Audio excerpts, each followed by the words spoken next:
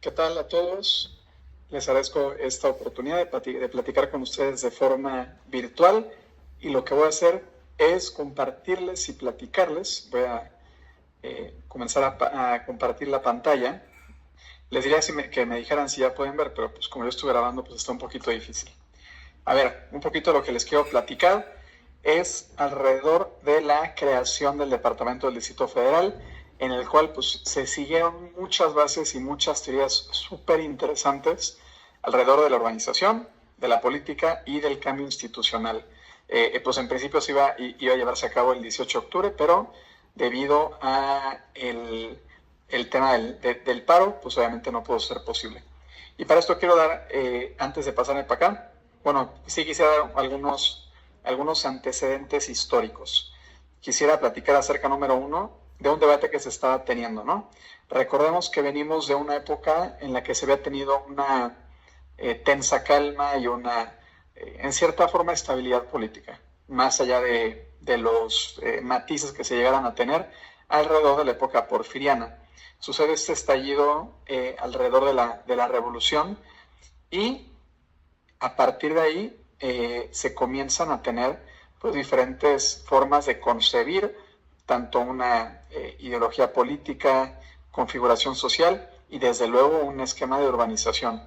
Esto no era nuevo en cuanto a las pláticas que ya se estaban teniendo. Si pueden ver, ya existían antecedentes que sucedían desde el siglo XVIII. El gobierno de la Ciudad de México, que ya data desde ese entonces, notaba que había un crecimiento urbano, que había la modernización, y entonces empezaron a decir, ok, ¿cómo es que nosotros como gobierno vamos a influir y regular aquello que estaba sucediendo en, en, en los servicios urbanos, en las actividades que tuvieran que ver con la urbanización y la expansión? Y ahí pueden ver, de hecho, uno de los planos ahí que estaban mostrándose, ¿no?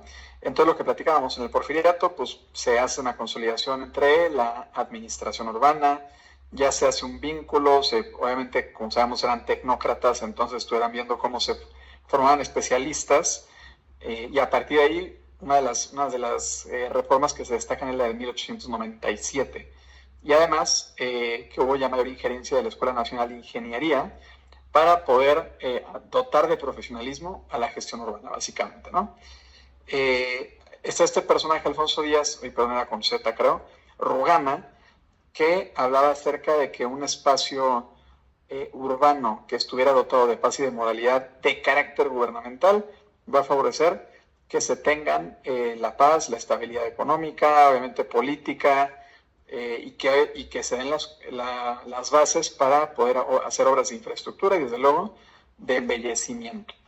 Entonces, cuando nos movemos hacia qué era lo que estaba sucediendo en los años 20, notamos que ya de pronto empezaban a verse una falta de planeación importante alrededor del trazado urbano. Ya de pronto adquirió mucha aceleración en ese sentido, ya hay nuevas colonias, los barrios de pronto están todavía bastante aislados, había un impulso alrededor a final de cuentas, de hacer fracciones, hacer ventas de terreno de carácter rápido, y pues no se fijaron que obviamente necesitaban integrarlo con la mancha urbana y que se mantenían de forma pues sumamente aislada, ¿no?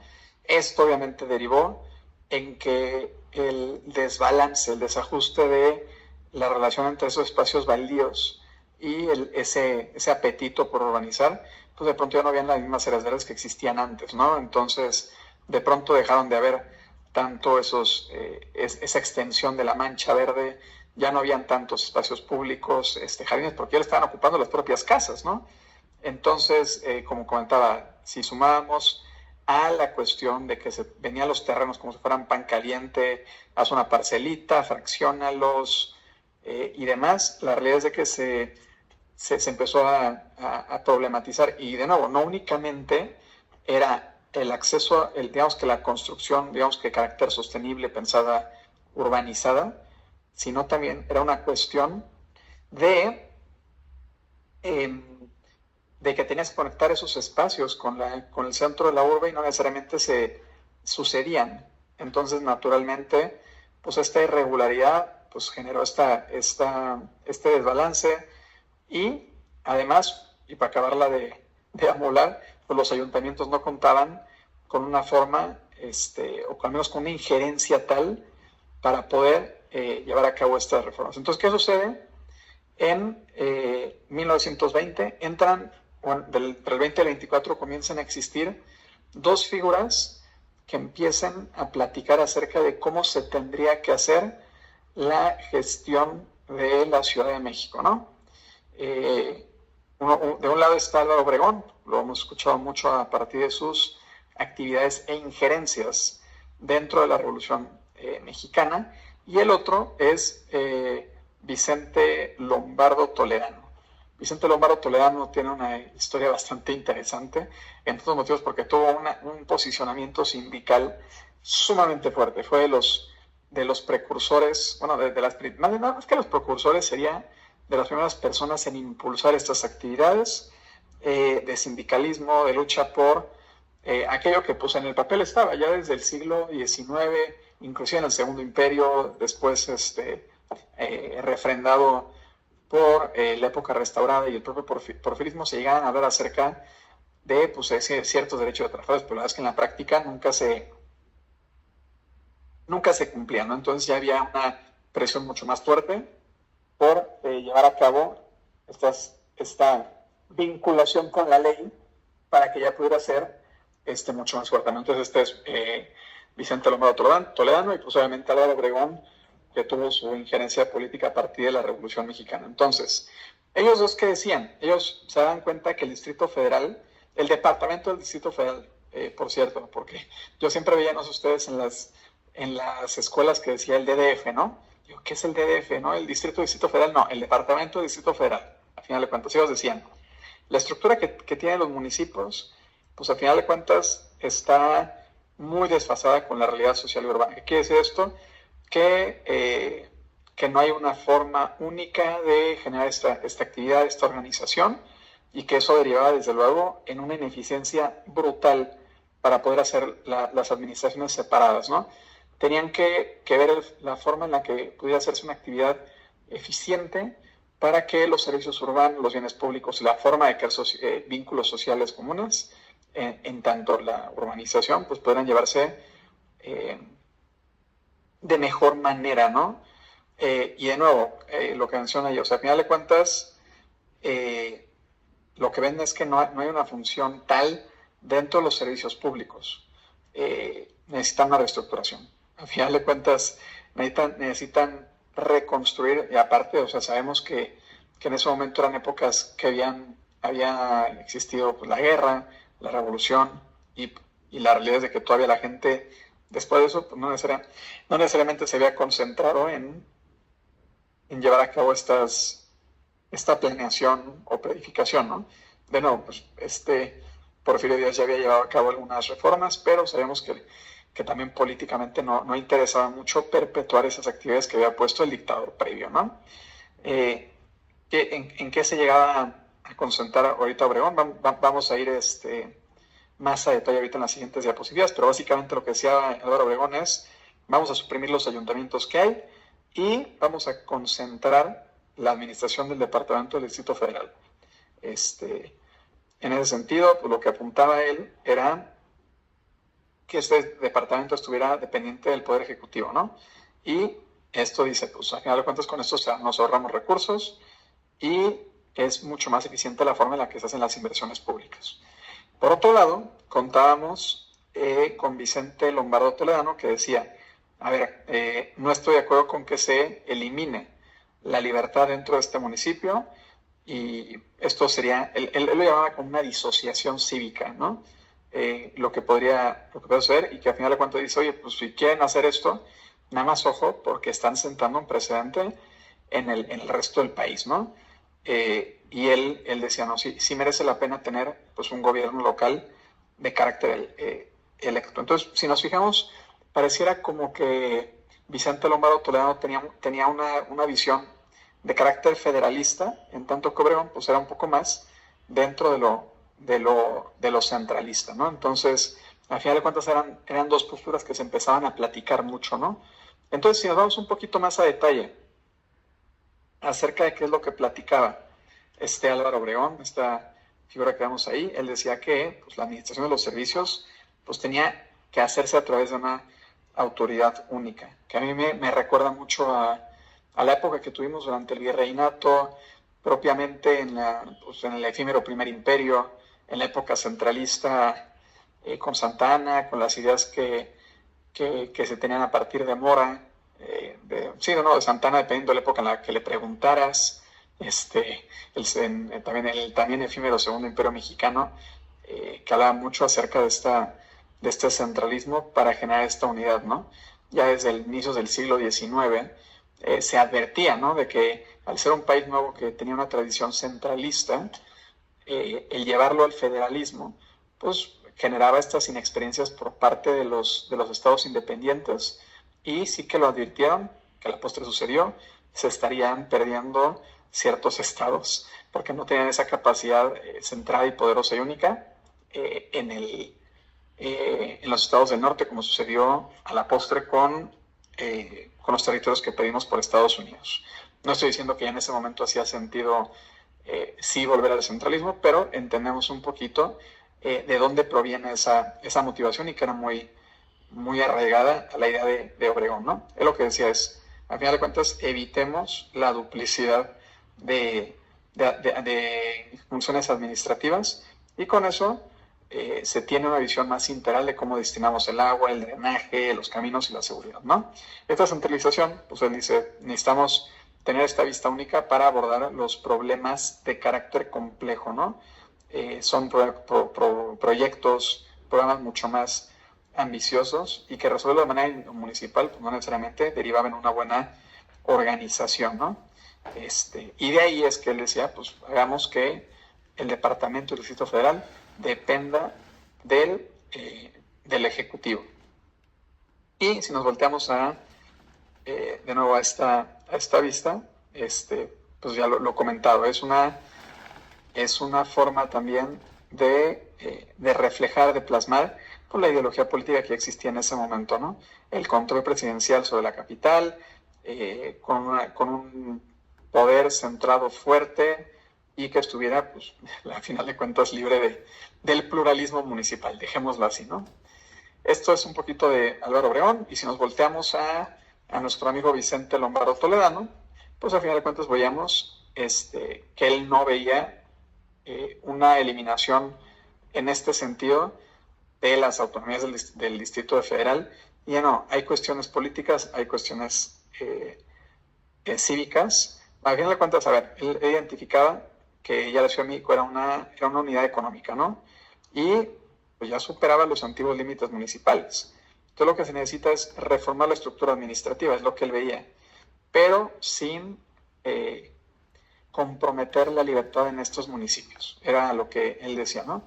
Y a ver, a final de cuentas, él no era ciego, que existían estas manipulaciones pues, políticas dentro de los municipios, que sucedía de forma estructural en todo el país, y no solo era algo que sucedía exclusivamente en la Ciudad de México. Él tenía una visión de antecedente, ¿no? Entonces, de nuevo, suprimes los gobiernos locales, y los estados de pronto de Jalisco, de Nuevo León, de Chihuahua, de Yucatán, de cualquier lugar, van a decir, oye, pues capaz si me conviene a mí también, y más si ya se entró en el precedente.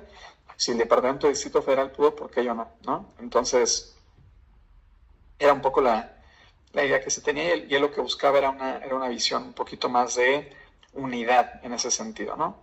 Entonces, al mantener el municipio libre, lo adapta, él dice que lo adaptaba a la complejidad, ¿no? de la representación, y con eso pues ya al tener esa representación escuchas la pluralidad de voces, generas consenso y sobre todo legitimidad, ¿no? Porque sabemos que todavía en los 20 había una diversidad de pensamiento, pues que estábamos en la antesala de la propia guerra cristera, ¿no?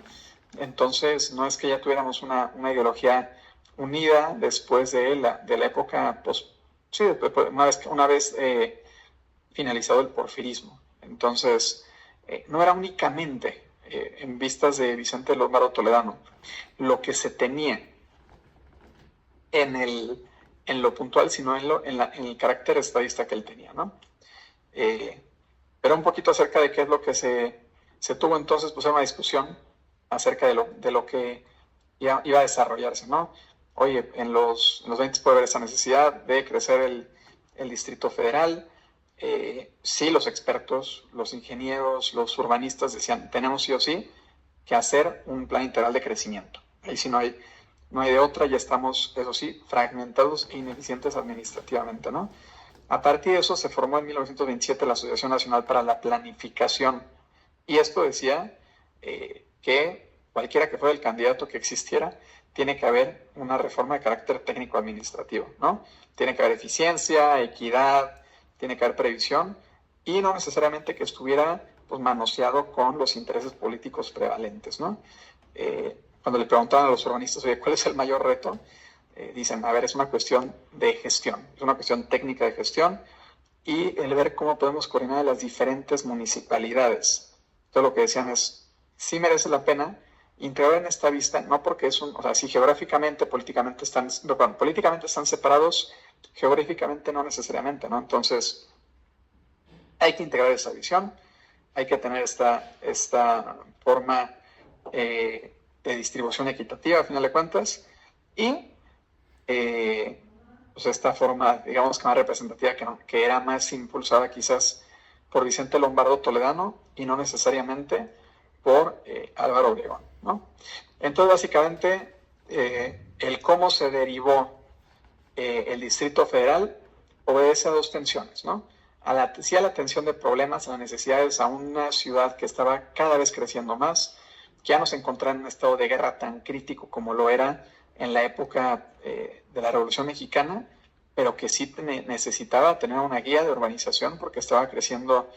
Ahorita podemos decir que está creciendo sin control, pero yo creo que realmente en la forma exponencial, ahorita creceremos de 1 millón de casas a 1.100.000, pero en ese momento cambiar de 100 a 200.000, pues era el doble, aquí es 10%, ¿no? Entonces, entendamos cómo se estaba generando este crecimiento exponencial, pero que obviamente, y como ha sido toda la vida, los intereses económicos, políticos sobre todo, no estaban pues al margen de esta discusión, ¿no? Entonces, en ese sentido, pues fue un debate complejo la forma en la que se constituyó.